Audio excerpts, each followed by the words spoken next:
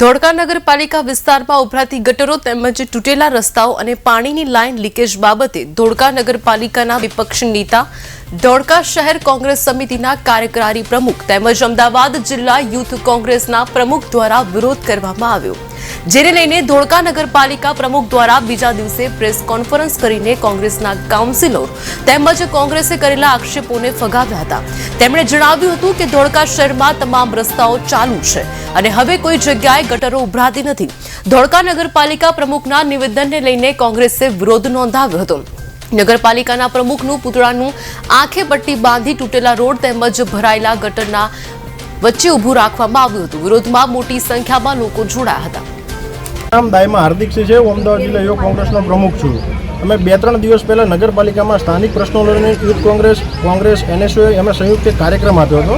એના બીજા દિવસે નગરપાલિકાના પ્રમુખે એક ઇન્ટરવ્યૂ આપ્યું હતું એ એસી ઓફિસમાં બેસીને, અને ઇન્ટરવ્યૂમાં પહેલો આક્ષેપ એવો હતો કે કોલસાવાડીથી જે રસ્તો છે એ રસ્તો અત્યારે સંપૂર્ણ બની ગયો છે અને કોંગ્રેસ આમ પબ્લિકને ભ્રમિત કરી રહી છે। એ તમે જોઈ શકો છો કે આ રસ્તો એમને જે કીધો હતો એ જ રસ્તો છે, અને અમે એ પબ્લિકને દર્શાવવા માંગીએ છીએ કે પ્રમુખને આંખેમાં પટ્ટી બાંધેલી છે। કદાચ ભાજપના ચશ્મા પહેર્યા હોય તો એમને નહીં દેખાતું હોય, આમ પબ્લિકની સમસ્યાઓ નહીં દેખાતી હોય એમને। અને એમનો એક બીજો આક્ષેપ એવો હતો કે શુદ્ધ પાણી મળી રહે છે ધોળકામાં। હું તમને 10 જગ્યા એવી જગ્યાએ લઈ જાઉં કે આ શુદ્ધ પાણીની અંદર ડોરું પાણી પીવા લાયક આવે છે, એ પીવા લાયક નથી। અને એમનો ત્રીજો આક્ષેપ એવો હતો કે જો કોંગ્રેસ આ અમને સાબિત કરી આપે કે રસ્તા બગડેલા છે કે રસ્તા નથી સારા, તો અમે બધા કોંગ્રેસના કાઉન્સિલરો રાજીનામા આપે। ચલો, અમે તો સાબિત કર્યું, કાલ તમે રાજીનામું આપી દેજો, ભાજપના બધા કાઉન્સિલરો રાજીનામા આપી દેજો। અને એમનો એ આક્ષેપ પણ બીજો હતો કે આ કદાચ આમાં વિલંબ થયો છે તો વરસાદના કારણે વિલંબ થયો છે।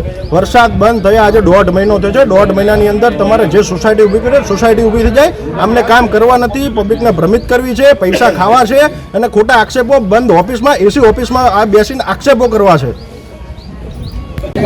બીજીનગર કાછિયા શેરીનો રહેવાસી છેલ્લા 8 થી 10 મહિનાથી આ ધોળકાનો મેઇન રોડ છે, ત્યાંથી આવવા જવાની કોઈ વ્યવસ્થા નથી।